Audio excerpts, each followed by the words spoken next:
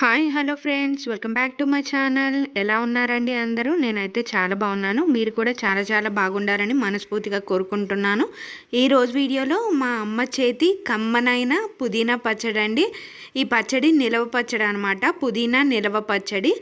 ఈ పచ్చడి టేస్ట్ చాలా బాగుంటుందండి. నాకు కానీ మా బాబుకి కానీ ఈ పచ్చడి అంటే చాలా ఇష్టం అనమాట. ఈ పచ్చడి టిఫిన్స్లో కానీ అన్నంలో కానీ తింటే కలుపుకొని చాలా బాగుంటుందండి. చాలా టేస్టీగా ఉంటుంది. మేము ఈ పచ్చడి ఉంటే ఇంట్లో చట్నీస్ కూడా ఏం చేసుకోమన్నమాట. టిఫిన్ చేసుకొని ఈ పచ్చడి వేసుకొని తినేస్తాము. అన్నంలో కూడా ఈ పచ్చడి వేసుకొని కలుపుకొని తింటే చాలా కమ్మగా ఉంటుందండి పచ్చడి కూడా.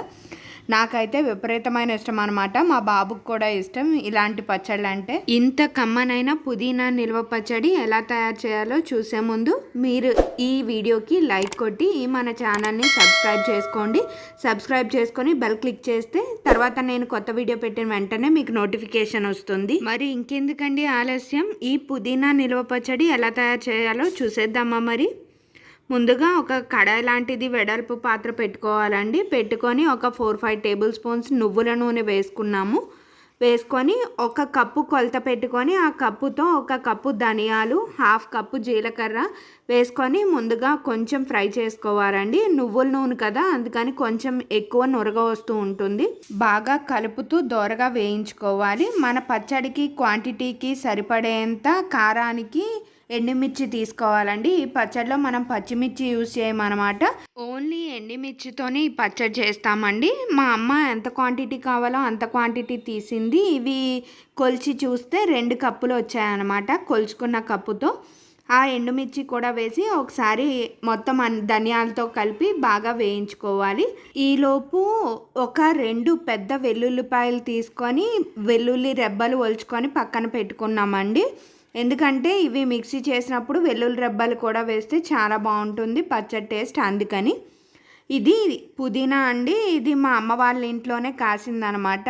ఈ పుదీనా మా అమ్మ వాళ్ళ ఇంట్లో గార్డెన్లో పూసిన పుదీనా. ఇది చాలా ఎక్కువ ఉందండి, అందుకని పుదీనా పచ్చడి అంటే చాలా ఇష్టం కదా, అందుకని చేసుకున్నామన్నమాట. పుదీనా ఆకుల్ని బాగా ఒలుచుకొని ఇంట్లో పూసిందే కాబట్టి ఒక 2-3 సార్లు శుభ్రంగా కడిగి పక్కన పెట్టుకున్నామండి. ఇక్కడ వేగిపోయాయని మా అమ్మ వేరే గిన్నెలోకి తీసేసింది చల్లారుతాయని చెప్పి.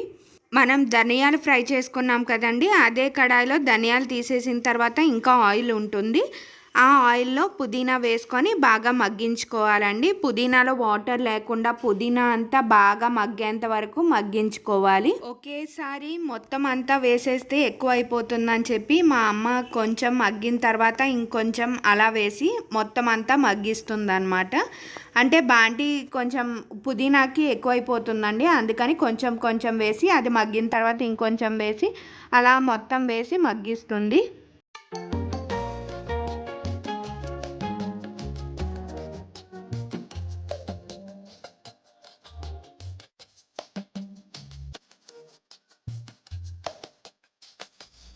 చూడండి మొత్తం మగ్గేటప్పటికి ఎంత క్వాంటిటీ ఉండేది ఎంత క్వాంటిటీ అయిపోయిందో.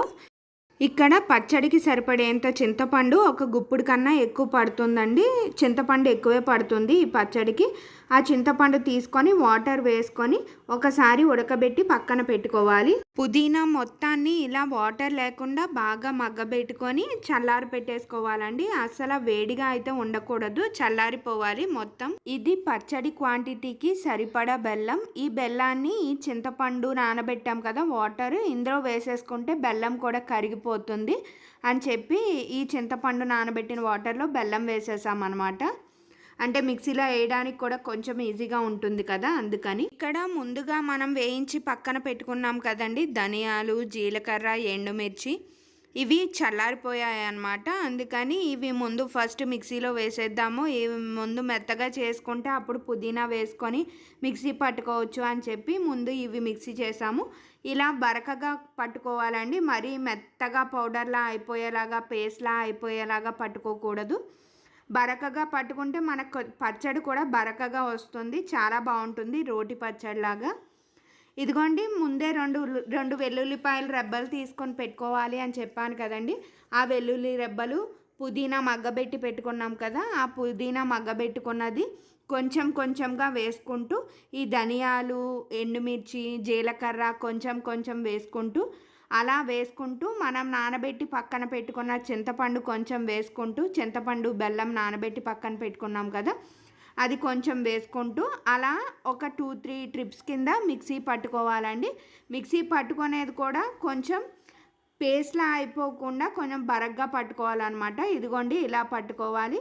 మిక్సీ పట్టుకుంటున్నప్పుడే మనకి సరిపడేంత సాల్ట్ అయితే సాల్ట్, కళ్ళుప్పు అయితే కళ్ళుప్పు వేసుకొని మిక్సీ పట్టుకుంటే పచ్చడి రెడీ అయిపోతుంది. చూడండి, పచ్చడి అంతా మిక్సీ పట్టుకున్న తర్వాత పచ్చడి ఎలా ఉందో చూడటానికి రోటి పచ్చడి లాగే ఉంటుందండి. మనం అన్నంలో కలుపుకున్న టిఫిన్స్, ఇడ్లీ, దోశ ఏ టిఫిన్లో నంచుకున్నా సరే చాలా బాగుంటుంది.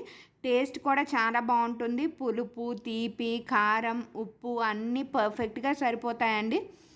మేము ఆ మిక్సీ పట్టిన జార్లోనే కొంచెం అన్నం వేసి కలుపుకొని తిన్నామన్నమాట. అదైతే నేను వీడియో షూట్ చేయలేదు. చాలా పర్ఫెక్ట్గా అన్నీ సరిపోయాయండి.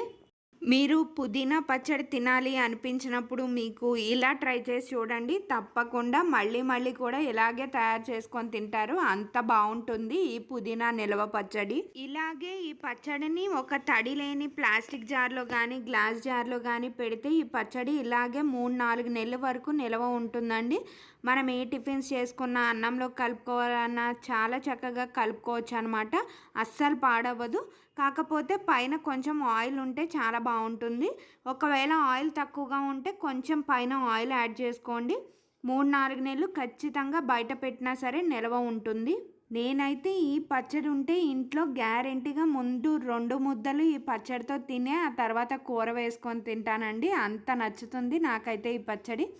ఈ పచ్చడి మీరు కూడా తప్పకుండా ట్రై చేసి మీకు ఎలా వచ్చిందో కామెంట్ సెక్షన్లో కామెంట్ చేయండి.